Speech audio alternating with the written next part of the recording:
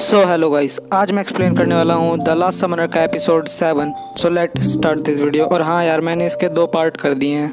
सो chapter के starting में हमें दिखाया जाता है कि उस आदमी को कुछ हो रहा होता है। वो आदमी कहता है कि मुझे बचाओ, अब समय नहीं है, वो आ रहा है। और फिर वो आदमी एक डिस्ट्रॉयर में चेंज हो जाता है और फिर वो डिस्ट्रॉयर एडगर पे हमला कर देता है, पर एडगर अपनी स्पिरिट शील्ड से बच जाता है। स्टीन कहता है कि एडगर, डोरा। फिर वो देखता है कि उसके पास मियाओ नहीं होती और फिर मियाओ डिस्ट्रॉयर पे अटैक करना शुरू कर देती है। एडगर कहता है कि मियाओ, तुम उसे अकेले नहीं संभाल सकती। मियाओ कहती है कि सब ठीक है, मुझे अपनी स्पीड पे पूरा भरोसा है। एडगर कहता है कि मियाओ संभल कर, और फिर मियाओ डिस्ट्रॉयर पर हमला करने लगती है अपनी स्पीड से। डोरा कहती है कि वो बहुत ज़्यादा फास्ट है और उसके पास एडवांटेज भी है। स्टीन कहता है कि मुझे थोड़ी सी चिंता है।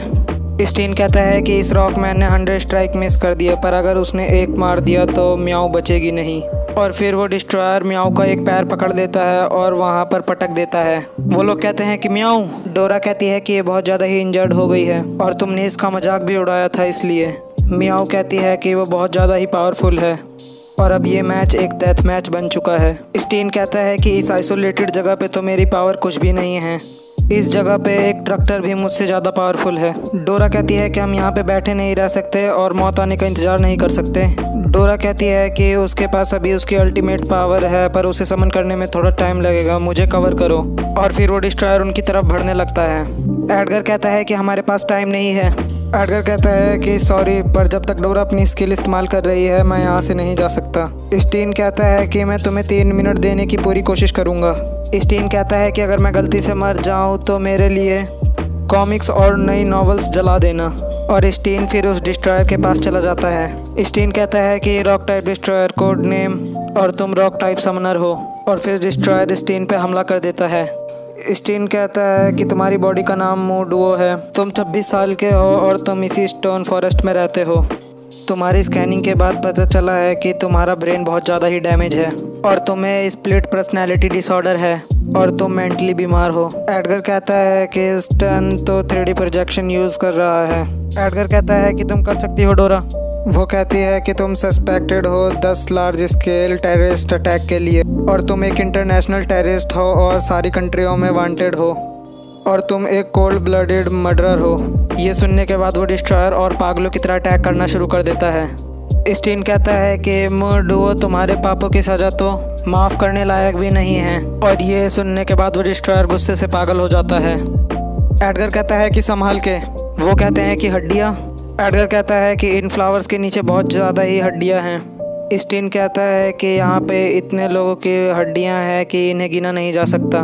एडगर कहता है कि पता चल गया, पूरे विलेज के गायब होने का कारण यही है। और फिर वो डिस्ट्रॉयर उन पर अटैक कर देता है। एडगर पूछता है कि डोरा, क्या अभी तुम तैयार नहीं हो, क्योंकि अब मुझे कोई अच्छी फीलिंग नहीं आ रही है। स्टीन कहता है कि ये पावर, और एडगर उसके रॉक्स को ब्लॉक कर देता है। डोरा पूछती है कि क्या तुम इसे फील कर सकते हो एडगर। एडगर कहता है कि हाँ, ये एक पावरफुल एनर्जी है। डोरा कहती है कि मैंने तुम्हें अपनी मेमोरी शेयर कर दी है, जिससे अब तुम सारे वेपन यूज़ कर सकोगे जो मैंने यूज़ किए थे। एडगर कहता है कि तुम्हें चिंता करने की ज़रूरत नहीं है, पहले उसे अटैक करने दो। फिर एडगर उस डिस्ट्रॉयर पे अटैक कर देता है वाइट सीनर गन से। फिर उनके अटैक वहाँ पे बहुत ज़ोर से टकराते हैं और फिर एडगर उस डिस्ट्रॉयर का हाथ काट देता है। एडगर कहता है कि तुम्हें चिंता लेने की ज़रूरत नहीं है, मुझे थोड़ा सोचने दो। और वो अपने स्पेस स्लाइसिंग शॉट से अटैक कर देता है।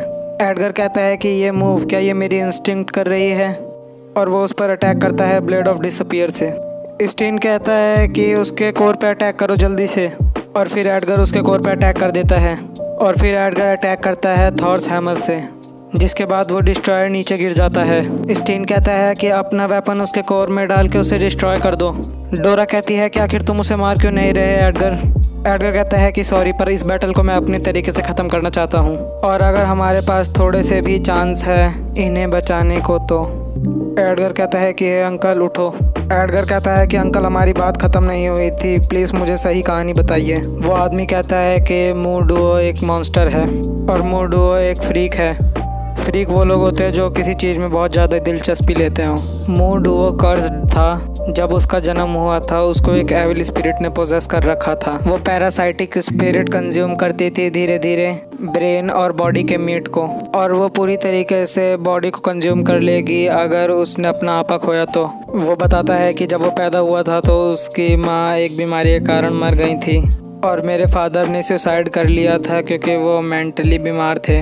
कुछ बच्चे कहते हैं कि ये मॉन्स्टर है, इसे जब तक मारो तब तक ये मर ना जाए। सब लोगों को लगता था कि मू डुओ एक मॉन्स्टर है, एक ऐसा मॉन्स्टर जो अपनी बॉडी को कंट्रोल नहीं कर सकता। सबने कहा कि मू डुओ इस विलेज की किस्मत के लिए अच्छा नहीं है और उन लोगों ने मू डुओ को मारा और माउंटेन पे फेंक दिया मरने के लिए। कुछ दिनों के बाद एक साफ दिन, किसी ने भी नहीं सोचा होगा कि मू डुओ सर्वाइव कर गया होगा।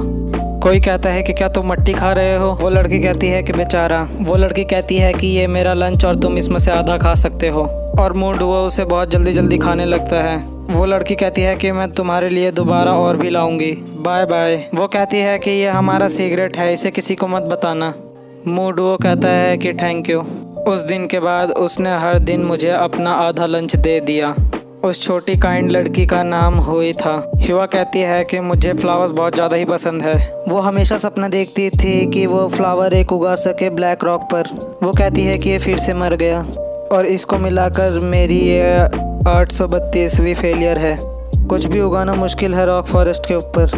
वो कहती है कि कोई बात नहीं, मैं अपने फादर से बोल के और सीड मंगवा लूँगी विलेज के बाहर से, और एक दिन मैं ज़रूर इस जगह को सी का फ्लावर बना के रहूँगी। मू डुओ कहता है कि क्या मुझे एक फ्लावर का सीड मिल सकता है? वो कहती है क्यों नहीं, और कुछ हफ्तों के बाद वो कहती है कि वाओ। वो कहती है कि यकीन नहीं होता, ये तो एक वाइट ईगन फ्लावर है। हुई कहती है कि थैंक यू मू डुओ। वो कहता है कि जब से मैं पैदा हुआ हूँ मुझे लगता है कि मेरे पास कुछ प्रोटेक्ट करने को है, और बहुत जल्दी दिन जा रहे थे और कुछ सालों के बाद, पर अच्छे दिन ज़्यादा दिनों के लिए नहीं रहते। और फिर धीरे धीरे करके इस ब्लैक फॉरेस्ट के ज़मीन पर फसल उगना बंद हो गई और बहुत सारे लोग भूख के कारण मरने लगे। एक आदमी कहता है कि ये हमारे विलेज के लिए श्राप है और इसी की वजह से सारी चीज़ें बदतर होती जा रही हैं। सारे विलेजर्स किसी को ढूंढने लगे कि ताकि वो उस पर ब्लेम डाल सकें, और फिर उन्हें मू डुओ मिला।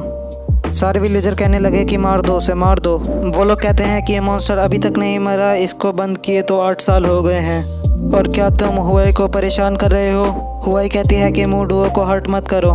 वो लोग कहते हैं कि तुम चुप करो ट्रेटर। और ट्रेटर वो लोग होते हैं जो अपने लोगों के लिए लॉयल नहीं रहते।